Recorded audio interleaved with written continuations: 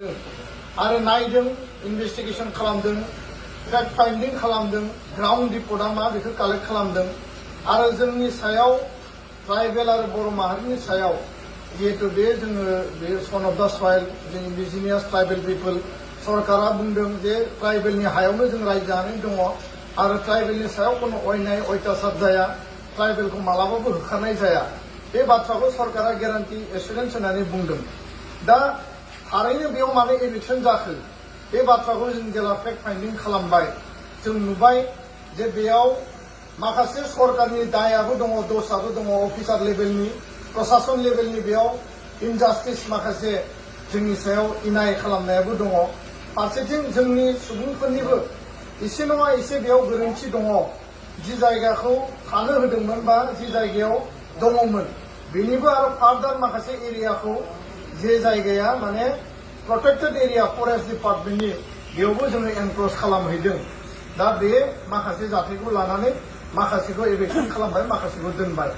बिथांमोननि रिहेबिलिटेसननि थाखाय जोङो सरकारजों सावरायदों डिसकास खालामदों सरकारखौ जों प्रेसार होदों डिबेट खालामदों तर्क खालामदों खिन्थु माखासे मानसिफोरा ससियेल मिडिया इउटिउबारफ्रा थांनानै बे जायगायाव माने निउज पाब्लिश खालामनायाथ' खालामनांगोन सरकारनि इनाय इनजास्टिसनि सायाव बिनि जिखिनि रियेलिटि दङ बेखौ जोङो फोसावनांगोन खिन्थु सानफ्रोमबो जुदि मोनसे बाथ्राखौनो जुदि फोसावबाय थायोब्ला मोनसे लिमिटलेस बिनि जुदि एपिसडा थांबाय थायोब्ला जेबो सलुसन ओंखारनाय नङा आरो सलुसननि लामा होग्रा मानसि बेयाव गैया रिसेन्टलि 13 मेआव बरबारि माने ससल सिलखाखु बिलनि साखाथियाव थानाय बर'नि 30 घर नखर आरो मिसिंनि 20 घर नखर आरो गुबुन इन्डिजिनियास मानसि बेयाव गुबुन माने बांगाल मानसि गैया बेयाव एभिक्सन खालामदों प्रायर नटिस गैयालासिनो एभिक्सन खालामदों प्रपार्टि डेमेज जादों न' बांखौ सिमफायनानै होदों गभर्नमेन्ट प्रशासना एसे बायास रल लानानै खोब इलिगेलि बेखौ माने एभिक्सन खालामदों खिन्थु बाथ्राया जाबाय मा जे सरकारा मोनसे बेयाव बुंदों बे बिलोखौ जुदि जोङो गिदिर खालामनानै ब्रह्मपुत्रआव गुवाहाटीनि दैखौ बारहोनो हायाब्ला गुवाहाटीया दैबानाजों लोमसाव जायो दा सरकारनिया बे बिथिंजों राइट खिन्थु जोंनि मानसिफोरा बेयाव 2008 वाटार बडिज एक्ट बा बे जलाशय जि आइन दंमोन बिनि सिगांनो बेयाव रायजो जानानै दङ आरो बिनि उनावबो गोलाव सम प्राय 15-20 बोसोर बेयाव रायजो जानानै दङ दा बे बाथ्राखौ आं बुंनायनि बाथ्राया बेनो जे दिनै मिडियायाव बिनि माने जि पाब्लिसिटिया थांगासिनो दङ आरो जोंनि मिडिया फ्रेन्ड्सफोर दङ दा जि रियेल माने बिनि जि माने ट्रुथ बे जाबाय बर' आरो ट्राइबेलफ्रा बेयाव 15-20 बोसोर रायजो जानानै दङ प्रायर नटिस गैयाबासिनो प्रशासना उसित खालामदों एभिक्सन खालामदों बिथांमोना दुखु खस्थ' जाल्लायाव दङ दुलाराय बर' फरायसा आफादा जों खबर लानो थांदों गोबां आफादफोरा खबर लानो थांदों गोबां पलिटिकेल पार्टियाबो खबर लानो थांदों आरो बेयाव इउटिउबारफ्रा 24 आवार पर्टेल चेनेलफ्राबो 24 आवार दङ आसामनि सेटेलाइट मिडियानि मानसिफोरा टाइम आरो सिटुएसनखौ नायै नायै बे जायगायाव निउज कभारेज खालामनो थांदों जेला जेला धरना जादों जेला जेला बेयाव माने डेमनस्ट्रेसन जादों खिन्थु माखासे मानसिफोरा माखासे माने इउटिउबार बा माखासे पर्टेलफोरा बे जायगानि जाथायखौ लानानै कन्टिनिउआस माने रेस्टलेस दामबाय थादों बे थिगानो दङ सरकारखौ प्रेसाराव दोननो थाखाय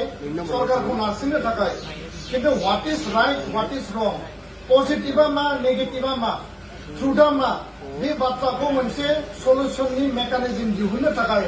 सरकारनिसिम नोङो मेसेजखौ हरनांगोन खिन्थु माखासेया आङो ओरैबायदिसो नुदों जे बे इभिक्टेड जानाय मानसिफ्रा आं गावबो स्वयं थांदों रायजो राजाजों रायज्लायदों बिथांमोननि दुखु दाहायाव एक्सट्रा बाहागो लादों बर' माहारिनि जानानै आरो बिनि उनाव बिथांमोननि जि दानि निड बेसखौ नायनानै रिलिफ एन्ड रिहेबिलिटेसननि बेबस्थाखौबो दुलाराय बर' फरायसा आफादा गुवाहाटी जिल्ला एबसुनि गेजेरजों खालामदों गोबां मानसिया गोबां बर' माहारि अनफावरि बिथांमोनाबो मदद खालामदों खिन्थु बे जाबाय मोनसे टेम्परारि माने एरेन्जमेन्ट दा बिथांमोननि पार्मानेन्ट सल्युसना मा जागोन दा बिनि थाखाय रावबो सानाखै बिनि थाखाय रावबो बाथ्रा बुङाखै सावरायनायनि थाखायबो रावबो इनिशिएटिभ लायाखै खिन्थु बेयाव मोनसे नाटक मोनसे ड्रामा सृष्टि जादों माखासे इउटिउबार माखासे पर्टेलफ्रा थांनानै सानफ्रोमबो सिरियाखानानि जन्तु बायदि बिथांमोनखौ डिसप्ले खालामनानै माने नेगेटिभ माखासे प्रचारखौल' खालामबाय थानायखौ आं दिनै नुदों आरो बेखौ लानानै आङो गोसोआव जोबोद दुखु मोनदों आरो बे एभिक्टेड जानाय मानसिफोरनि रियेल सलुसना मा बिथांमोननो जे हा होफिननांगोन बिथांमोननो जे न' होफिननांगोन बिनि थाखाय रावबो बाथ्रा रायलाया किन्तु बिथांमोनखौ डिसप्ले खालामनानै नेता पालि नेता सरकार माबा माबिखौ रायनाया कन्टिनिउ सोलिगासिनो दङ टु साम एक्सटेन्ट सरकारखौ प्रेसाराव दोन सरकारखौ राय बिनि जास्टिफिकेसनखौ बिनि अन्याय अयथासारनि सायाव सरकारनो प्रेसारखौ दोन किन्तु बेबायदि नङा जे सोरबा जातीय संगठनखौ रायगोन सोरबा माने नोङो पलिटिशियानखौ रायगोन किन्तु सलुसना मा सलुसननि बाथ्राखौ रावबो डिसकास खालामा आरो दिनै बै मानसिफोरा गावखौनो साननानै लायो जे आं दिनै बर' हारिनि रियेल हिर' बर' हारिनि आंसो रियेल जातीयताबादिखौ मावदों बर' माहारिबादखौ आंसो आसल बुहुमनि लेभेलाव आङो इउटिउबनि गेजेरजों पृथिबियाव आङो डिसप्ले खालामदों जाय मानसिफोरा माहारियाव 100 इयार्स खामानि मावलांबाय बर' माहारिनि थाखाय थैथां मावगासिनो दङ बिथांमोननि रलनि फारसे दिनै रावहाबो साननाय गैया दा बेखायनो आङो बुंनो सानो आसामनि गिबि मन्थ्रि डक्टर हिमन्त बिश्व शर्मा बिथांखौ जोंनिफ्राय मेम'रेन्डाम होनाय जाबाय धरना होनाय जाबाय बिथाङा बेखौ लानानै जोंजों टेलिफनिक डिसकासन खालामदों आरो गुवाहाटी मेट्र' डेभेलपमेन्टनि जि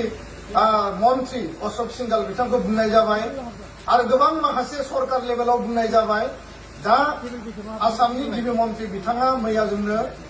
थ्रु टेलिफनिक डिसकासन खेबनै डिसकासनाव एसुरेन्स होदों जे जायफोरा लेन्डलेस जायफोरा हा गैया बे मानसिफोरनो हा होनायजों लोगोसे